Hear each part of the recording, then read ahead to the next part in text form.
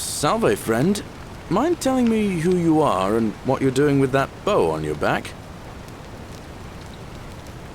Oh, sounds serious. I'm listening.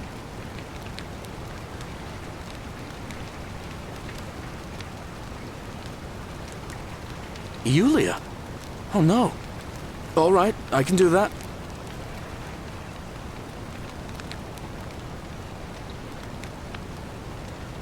Poor Virgil. Poor Rufius too, I guess. All right, got it.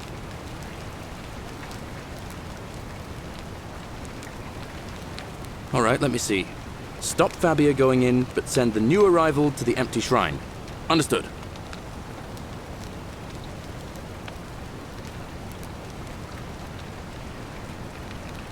What? Are you... You're serious, aren't you? I doubt Domitius will let me talk to him, but I'll make sure he passes on the message. I'll go, but once I'm done, I'll need you to tell me how you know all of this.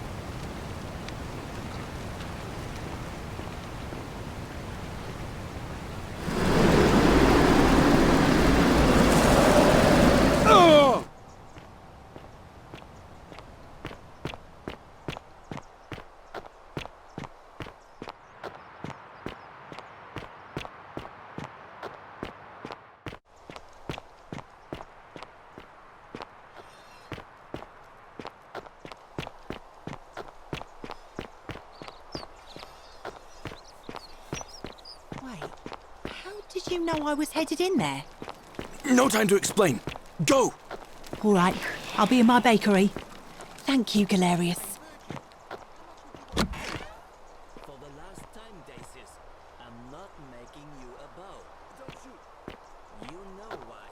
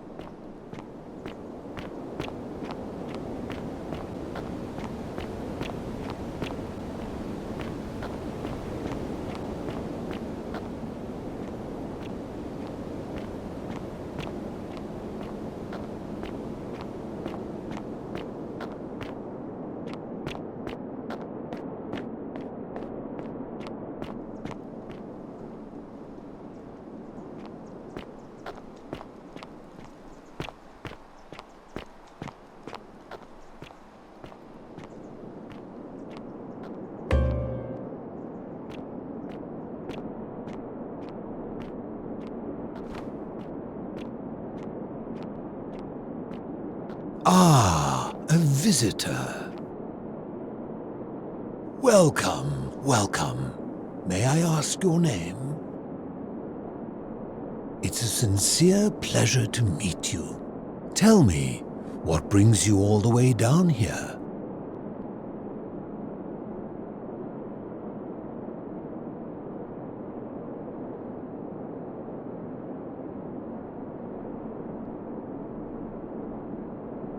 Ah, Kabash. I know this man. He came through here some weeks ago. I will tell you everything I know, but first, a request.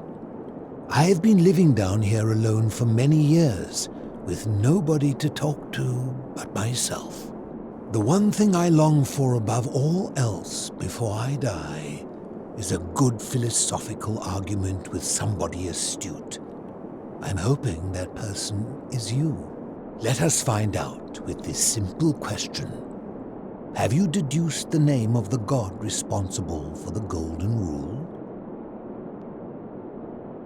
Excellent. I see you are indeed quite astute. Very few come to that realization before their time in the sun is over. Now, will you join me in a friendly Socratic dialogue? Wonderful. Then let me begin with a question. Would you say you know the difference between right and wrong?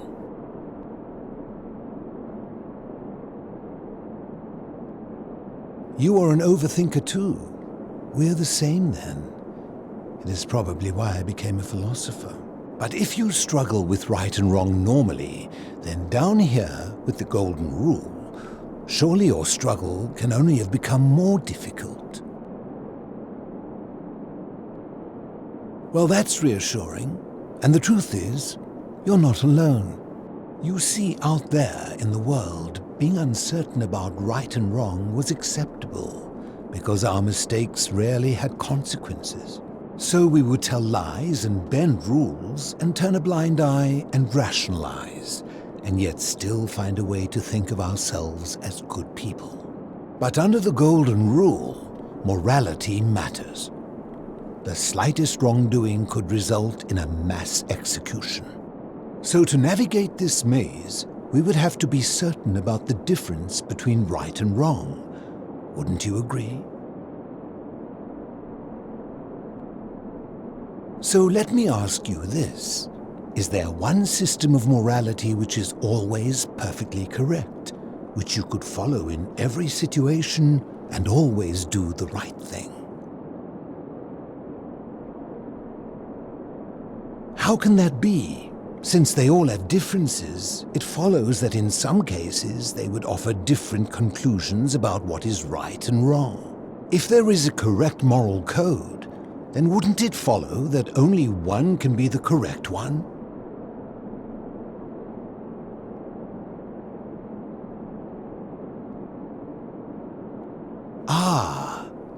I think you'd find an ally in Herodotus, a scribe from among my people who lived some 400 years ago. He told the story of a man named Darius, whose curiosity was piqued when he learned that a certain tribe had the practice of eating their dead. He asked some Greeks who burnt their dead, "What would it take for you to eat your dead?" Aghast, they replied, "Nothing." Then he asked the tribe who ate their dead, "What would it take for you to burn your dead?" "Nothing," they replied, equally aghast. From this, Herodotus concluded that custom is king, that right and wrong are merely local ideas which do not survive the journey from one tribe to another. I take it you're in agreement? Then let me ask you this. If you visited a tribe where they ate each other, copulated with the dead and drank wine from cups made out of human skulls, would you still maintain that within such a tribe there is nothing wrong with such conduct? And that's a credit to you. It is the mark of a civilized person to change their position when presented with a superior argument. My point is this. I don't think anyone alive truly knows any hard and fast rules about right and wrong. If there is one thing I have observed about rules, it is that virtuous people do not need them, and evil people will always find a way around them. And so we must accept our limitations, and the sad truth that no human society will ever achieve the utopia for which it strives. In mathematics, we would call it an asymptote, a line that can be approached but never reached. Because the only way to create a utopia is with the ever-present threat of force, such as the golden rule. This and no other is the root from which a tyrant springs when he first appears as a protector. And life under tyranny is no utopia at all.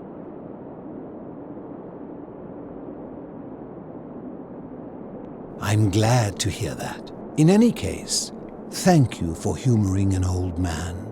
I would be happy to answer your questions. You mean, how did I end up living alone in this cave with nothing but these relics of the past for company?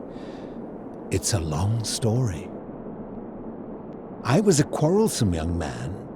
At 19, I left Corinth for Rome to study rhetoric at one of her finest academies, so I could argue more forcefully.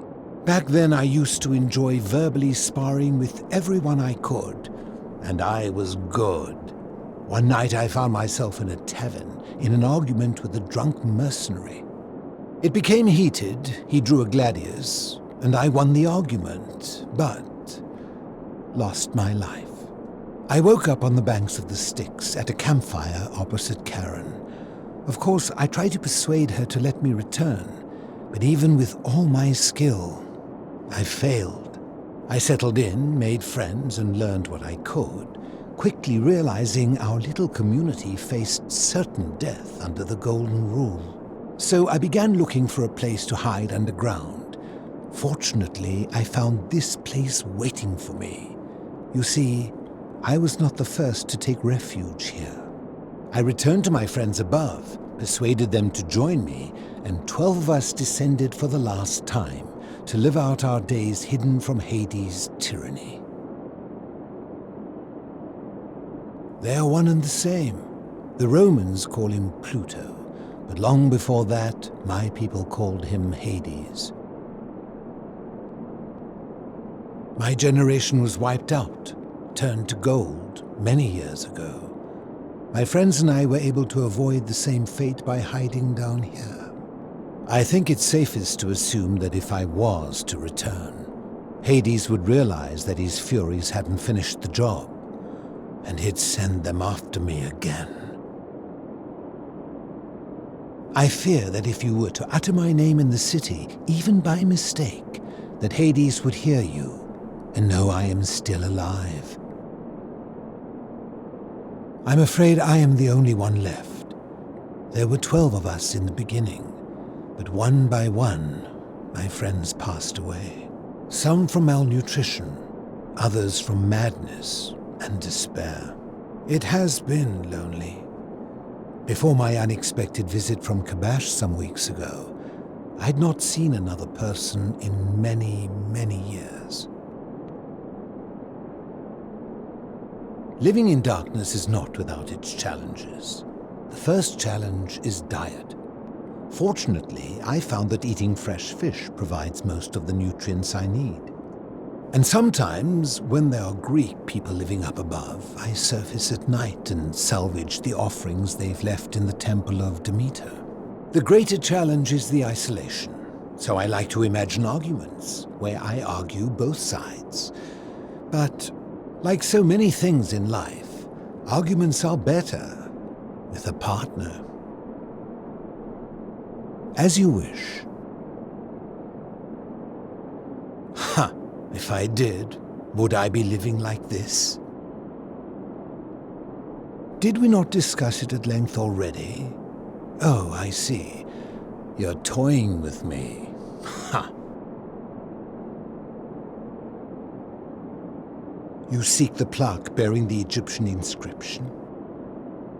It is a cursed object, and I would be happy to give it to you if KANOH had not already taken it.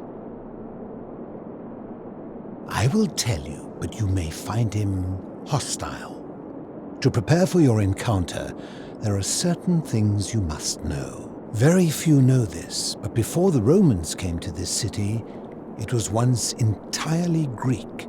The architecture, the temples, and the people. When the Romans came, in typical fashion, they claimed it as their own, built over everything that could be built over, and renamed the things that could not. Thus, the shrine of Persephone became the shrine of Proserpina. And when they found an obelisk bearing the name Hades, they tore it off and replaced it with Pluto instead.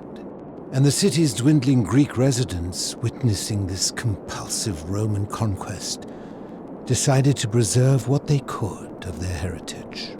They gathered their art and valuables, secreted them away through the temple of Demeter, and hid them here, out of reach of the Romans.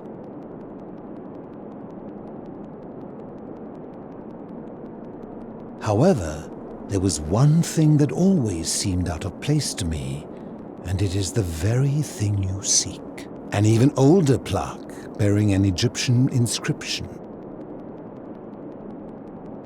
We had no idea until years later when the first of my friends began to die. As a result of their deaths, we began to dig catacombs branching off from this cavern to lay them to rest. We extended the tunnel so far that we accidentally discovered another, an even older tunnel, which somebody had gone to great lengths to keep hidden. Suddenly it made sense why there was an out-of-place Egyptian plaque among our people's possessions. You see, We proud Greeks had thought the Romans beasts for stealing and corrupting our heritage. But it turns out this game has been going on much longer than any of us imagined. I think it is best you head through the catacombs and follow Kabash's trail. There are certain things you must see for yourself. Take this key. You'll need it to open the gate.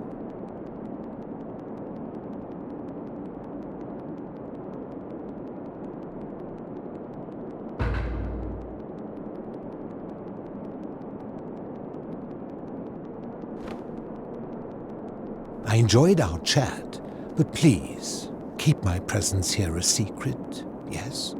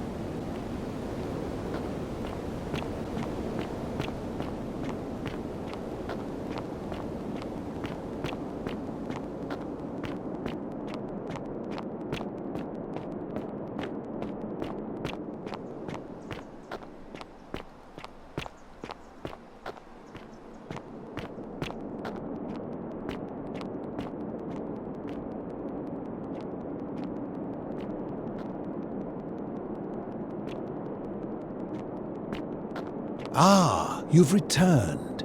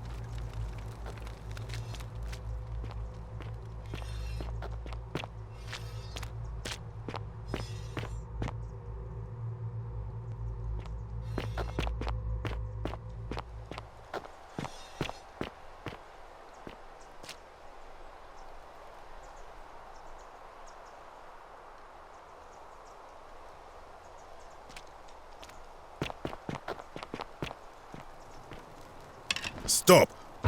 Do not come any closer. Who are you? I am Kabash. And let me guess, another Greek or Roman come to loot and plunder the resting place of my ancestors,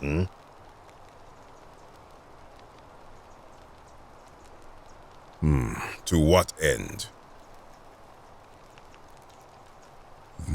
That is welcome news. You really are not Greek or Roman, are you? I was planning to return it myself, but for now, I must remain. Here, take it and restore the honor of Osiris.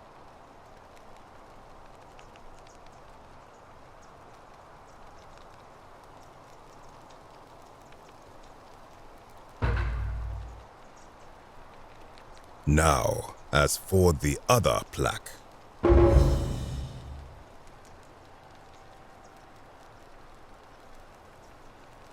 Indeed, I have it right here. I stumbled across a collection of dusty curiosities while searching for a place to hide from the hungry children of Amit, and there it was. You may not. In fact, I am about to destroy it. Because it speaks a treacherous, blasphemous lie.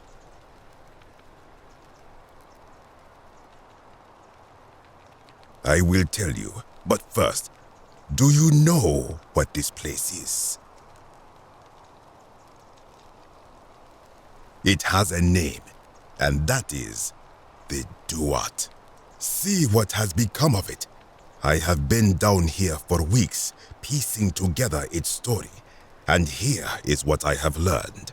As Egypt declined and the Greeks had their turn to flourish, their souls came here in great numbers, but instead of adopting our ways, they copied and corrupted them. When they found the obelisk bearing the name Osiris, the true god of the underworld, they desecrated it, removing his name and replacing it with Hades.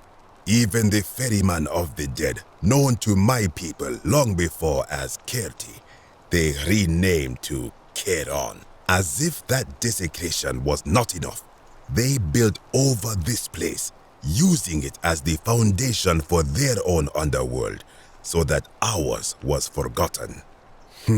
My only solace is that the Greeks then suffered the same fate when the Romans rose to power, renaming Hades to Pluto, and the cycle began anew.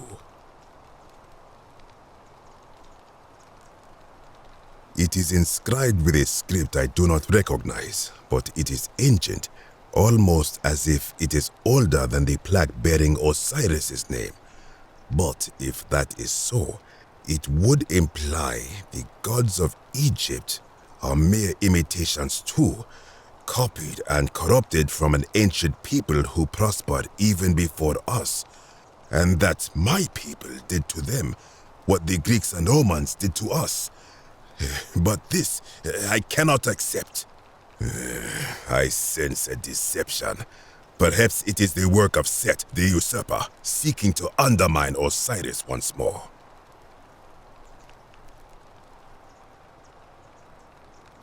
You will never know.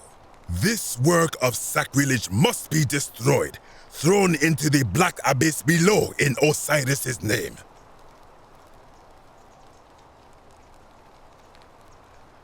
You are too late. It is done.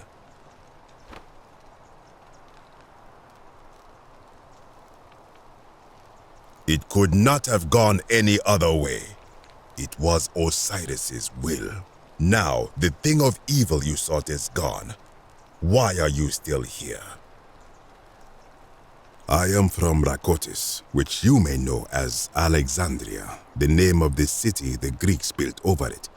I was a fisherman, like my father before me. Since the Romans had taken over from the Greeks, I took the opportunity to learn Latin and eventually traveled to Rome. When the fires broke out last year, I tried to help. I gathered terrified locals into my boat and led many of them to safety farther along the Tiber. On my 7th trip, A passenger demanded I wait for his brother, but we were full to almost sinking and smoke was all around us. I told him his brother would have to save himself, and he tried to bribe me by placing a coin into my hand. When I refused, he drew a dagger and thrust it between my ribs. I awoke on the banks of the river to a stranger wearing a ram headdress. He said his name was Kirti, and at the time I simply thought him odd. It did not dawn on me until much later that he was the Kirti, the ram-headed ferryman described in the Book of the Dead. This is where I belong, as caretaker of the memories of my people. If our ways are to be remembered, it falls to me. I think if someone is to break the golden rule, it will not be me, for I try to live as I always have by the command of the goddess Ma'at. Do to the doer to make him do. As for the punishment that will come from it, I finally understand why it has long been said among my people that gold is the skin of the gods. I do not know what could possibly lie beneath the underworld. Perhaps it is infinite darkness. Perhaps it is the lair of Amit, the devourer of souls. All I know is it would be unwise to venture down there. Most unwise. Good. Be gone from this place. Wait. You are planning to go down there. I see it in your eyes. You would plunge into the depths of the Duat with no way back up. Madness. We shall see.